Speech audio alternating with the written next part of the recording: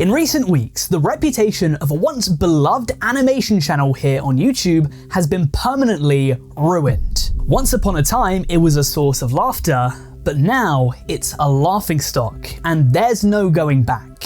In today's video, we'll be taking a look at how YOMAMA fell from grace. I mean, literally. The channel we'll be looking into today is YOMAMA. Now let me clarify that it brings me no joy to make this video. When I was 12 or 13, I used to watch YOMAMA quite a lot. But given this drama's virality and the sheer amount of content there is to cover, including articles, video responses, and documents, this needs to be done.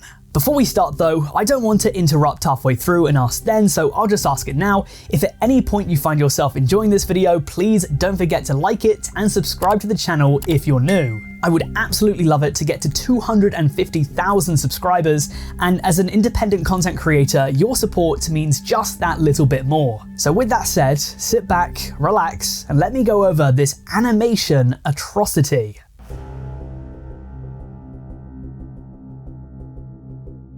Let me very quickly start by discussing who YOMAMA is, in case there's anyone watching this that doesn't know them. The channel was a simple one. They literally just animated YOMAMA jokes. That's all they did, that's all people wanted, that's all they needed to do. Find the best YOMAMA jokes, tell them, and animate a video showing it off. By all accounts, this channel was extremely successful. Credit where credit's due. Its most popular video has over 100 million views. The channel has 5 million subscribers and also has a grand total of 1.5 billion views overall. And that's just on YouTube alone. That's not to take into account any views garnered on Twitter, TikTok, Facebook, or anywhere else on the internet. I'd even go as far as to say that YOMAMA was one of the most recognizable channels of the early 2010s. And while it's very obvious to see that, at least in the current day, the hype around it has certainly died down, that doesn't mean that at least at a point in time, YOMAMA was a very successful channel. But if you've been as terminally online as I've been over the past couple of weeks, especially on Twitter, then you might have come across some tweets, videos, and threads that have soured the legacy of this animation giant.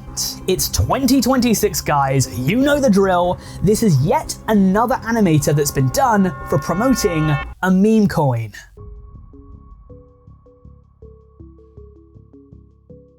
On the 31st of January 2026, the Brody Fox Twitter account would release a statement that would change everything. Titled, "Hot Take, Meme Coins Might Work." Now before we judge, let's remember to look into all of this, because as Brody says, "Look at the comments and see how many normies are angry at me. Most of them haven't read what I'm about to say." Which, to be honest, might be a slightly underhanded, manipulative way to try and brush off all criticism as ill-informed. So I'm going to play his game. Let's reserve our judgment until after we hear each point that he makes. And we'll be hearing a lot because he's written the works of Shakespeare trying to defend himself. Almost 3,000 words in total. So I'm not going to read the entire thing verbatim, but I will walk you through what he said. He starts off with some pleasantries before introducing himself as Zack James. This is an important name to remember, because while there are many people associated with the YOMAMA brand, the meme coin is entirely on Zack. For reference, he's one of the co-founders of the brand. And the fact that it's specifically him, and not everyone else associated with the brand, is important for later. He starts off by arguing that in the past, he's been a visionary. He was early to the YouTube game and had ideas that would later come true, such as content houses and the abolition of MCNs. Personally, I don't think this logic tracks. If anyone here is well versed in logical fallacies, please let me know which one it is down in the comments, because this is definitely one of them, I feel. Just because you're savvy in content does not mean you're savvy in crypto. On top of that, for the sake of argument, let's give Zack his flowers and say that he was a visionary in the creator space. Well, so were many other people. There are many channels on YouTube that were more successful than YOMAMA, that were successful for longer than YOMAMA, and that changed the game more than YOMAMA did. Just because you had historical success in a completely unrelated field does not mean that you'll have any future success in this one. He then explains how he got into crypto and NFTs, wanting to learn more about the subject while most people turned away from it. He said he first attended an NFT event to see what kind of people turned up, expecting it to be wannabe alpha males in a demeasuring contest, but was wrong. This I don't believe. At the very least, I think that he's leaving something out. I don't think that you spend time and money to go to a convention just so you can see the types of people that go there. Maybe that was one of the reasons, but I think that the real reason someone goes to an NFT event is because they're interested in NFTs. I also love that at several points he brings up that women are into the NFT space too, as if it's like, wow, women can't be scammers, women can't be grifters. I'm a guy, so critique me in the comments if you want, but I don't feel as though women being into NFTs and crypto scams is empowering, in the same way that I don't think women serial killers or dictators are empowering. Serial killing is such a male-dominated field. What a serious blow to that glass ceiling. Just because women are a part of the NFT space does not make it necessarily good. Is there some sort of glass ceiling in the NFT world? Are women only allowed to hold 83% of the NFTs compared to men? What is even going on right now? What the hell does this have to do with anything? Tell me what's happening! I think him trying to shoehorn this message of diversity and inclusion into a text of why he's trying to scam people is just very funny. Whatever the case, he continues by revealing that YOMAMA meme coins had been made in the past without his consent, and he didn't like it because it could damage reputations. Which is very interesting given the subject of this video. Then he claims that in early 2025, he was offered $300,000 to launch his own. Keep in mind this amount of money. From what I found, the average yearly wage in the USA is $60,000. He was offered 5 years, just shy of 5 years, the average annual wage to promote a crypto coin. The next time a content creator comes out with their big idea for a crypto coin, keep that number in mind. Some of them are being offered years' worth of salary. He claimed that up to a week prior, he would have said no to a meme coin. He then shows another example of a YOMAMA coin that was made, and stated that in recent weeks, creators had been offered trading fees for coins already made using their brand and image. You're told there's no strings attached, no requirements to promote the coin, it's presented as a simple thank you. He then writes more about the situation. My Sol wallet was connected to the coin to collect future trading fees. I'd left the tab open, came back, and saw thousands of dollars suddenly pouring in. The coin suddenly had new life and reached an all-time high. In an effort to create transparency with my followers, my new tweet caused the coin to crash. Crypto bros were replying with hate and anger. Some even posted threats that they would track me down. Then, in an effort to show support for YOMAMA coin, my next tweet caused some fans to call me a scammer, sellout, and grifter. The "my goat is washed" meme is now baked into my brain. I found myself in a weird situation. I can never escape pissing people off. Those two tweets led to a sudden surge in trading fees, which generated my potential monthly revenue within hours. This effect caught me off guard and doubt what I was doing. I had to pause myself and figure out how I'm going to handle this in a way that felt true to me. He then goes on to write that he's taken over the project, so he has control of it. He's apparently hired a friend with some experience, he's committing 5% of trading fees to buybacks, and he's going to find more organic ways to push YOMAMA coin. So now we've read it, we can respond.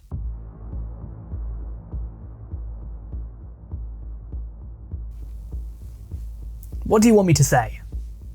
Time might prove me wrong, but to Zack, it seems like right now you have torpedoed your entire reputation just for a quick buck. Let me be completely transparent with you guys, okay? Over the past couple of years, I've made a few investments myself, but hearing the horror stories of NFT and crypto coins, I have personally steered clear. So I wanted to speak to someone that I knew had a lot of experience. I spoke to a close associate of mine that's been trading meme coins for a while now, and I asked him what the deal is. He said that 90% of them are going to crash to zero after some time, and that probably about 95% of them are rug pulls, saying that it's just a race of who can buy the lowest and sell the highest. Just based on that alone, things look bleak. And furthermore, based on the fact that the coin immediately crashed and shows no sign of resurgence, things look even worse. Zack says, I can never escape pissing people off. This is just a hunch, I have no clue,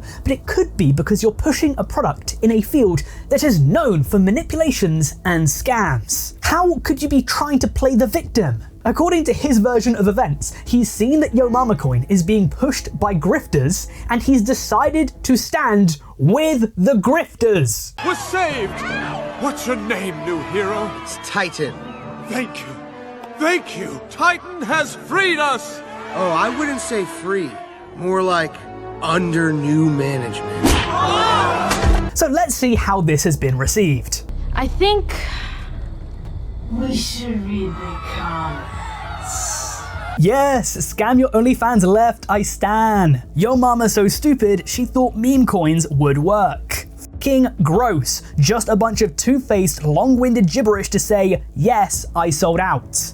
I mean, I can't lie guys, this tweet was not taken well. Over the past couple of years, content creators have been coming out of the woodwork, leveraging their audiences and taking big paychecks to promote crypto coins. And maybe you guys could enlighten me down below if you know a single one instance of a creator-pushed crypto coin that was able to hold its ground and make people money for a year, for 6 months, for maybe even 3 months. But every single one I know about, within about 2 weeks of it coming out, just goes and flatlines. How many times do we have to tell these people that if you promote a crypto coin, you're going to get some flack? How many times do we have to teach you this lesson, old man? If you guys watch my video on PokerTubers getting exposed, which I'll link down below in the description in case you want to check it out, you'll know that in that one, I spoke about Logan Paul's latest scam. Long story short, he got a bunch of people to invest in his rare Pokemon cards, then used a loophole to buy it back from them on the cheap, and then sold it for a huge profit. Well, I'll say the same thing I said there again.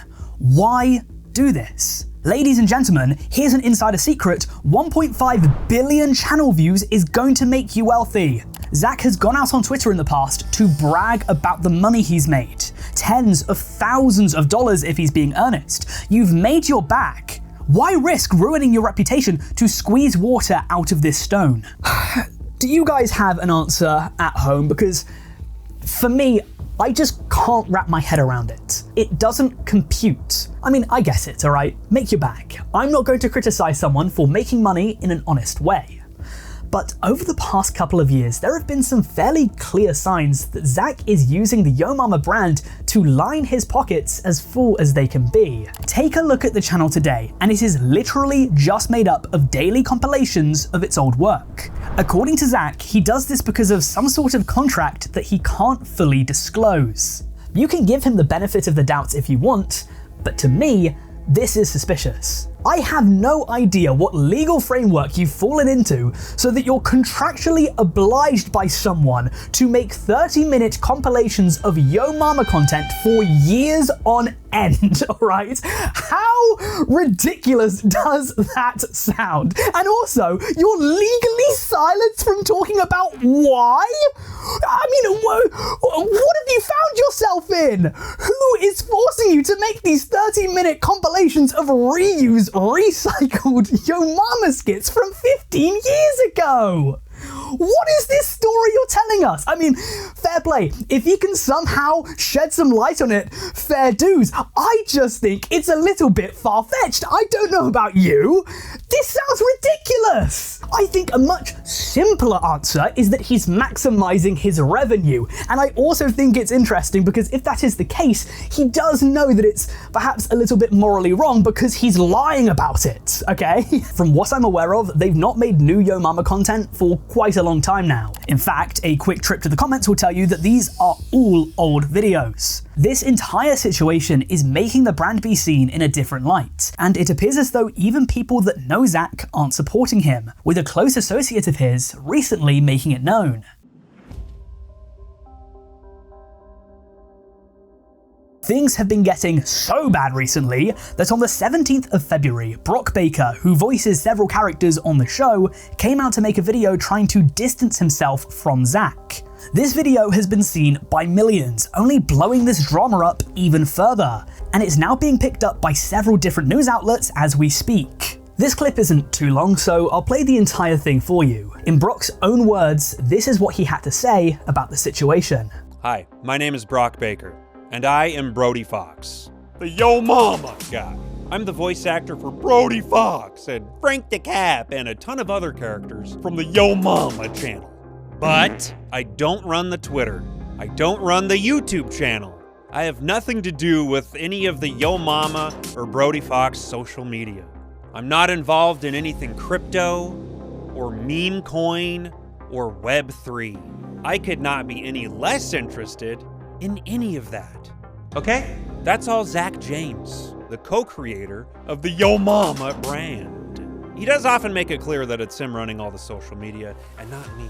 I'm rarely on Twitter, as you can tell by me still calling it Twitter. The last thing I want to do with my time is get in flame wars all day, every day.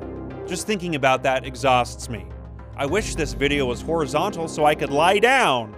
I just want to make silly videos and do voices for cartoons and video games and make people laugh. It's becoming less and less likely that the YOMAMA cartoons are ever coming back, especially since the band broke up, but sometimes I'll throw on a pink polo and scream user-submitted YOMAMA jokes to the people that grew up with the YOMAMA cartoons. That's all. Just wanted to clear the air. People in the replies seem to be very relieved. There is a stark contrast in response between this video and the replies to Zack. Now, I take it that perhaps he's been receiving some hate messages with people thinking that he's the one behind the account, and this is just him clearing his name, but I also think it's quite funny how evident it is that he thinks this is dodgy. And he's definitely not the only one. A former animator of Brody's, known as Red Minus, has also been a vocal critic in recent times. In one comment, he mentioned that many people that used to work on the channel intentionally distanced themselves years ago. Could that be what Brock is doing? This is all highly speculative. I don't know Red Minus's relationship with Zack. There could be a number of reasons why he's trying to get him in trouble. Perhaps he has some sort of a vendetta against Zack, or he wants revenge for some reason. But this comment and what Brock had to say do line up, which I thought was curious. Red Minus has been active on Twitter retweeting posts critical of Brody, so there's definitely a rift there.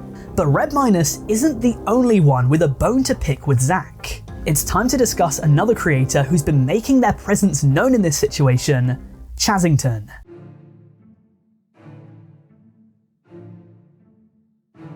Remember back to when Zack stated that initially he tweeted about the YOMAMA meme coin and that caused it to crash? Well, after publicly pledging his support, he was called out by a lot of people, one of which was Chazington.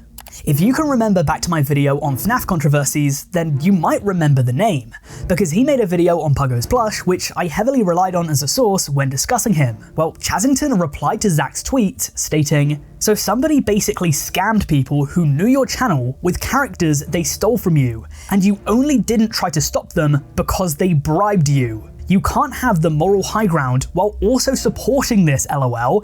It's either okay or it's not." In response, the two had a little back and forth, which appears to have now been deleted, and it appears as though Zack took the "if you can't beat them, join them" approach, to which Chazington has criticised. Essentially, Chazington's coming from the position that Zack is simultaneously trying to throw crypto bros under the bus and say that they're usually awful people, whilst also being one himself. That by pushing a crypto coin, he is what he claims to despise, saying, "You're trying to morally condemn even though you're participating in it now." He also makes the point that Zack is trading in the goodwill that he's developed over the years. In truth, he did generally have a good reputation. In the past, he's always tried to come across as a voice of equality, inclusion, and respect. Was this all just one massive facade? Was this yet another grift to make his audience trust him?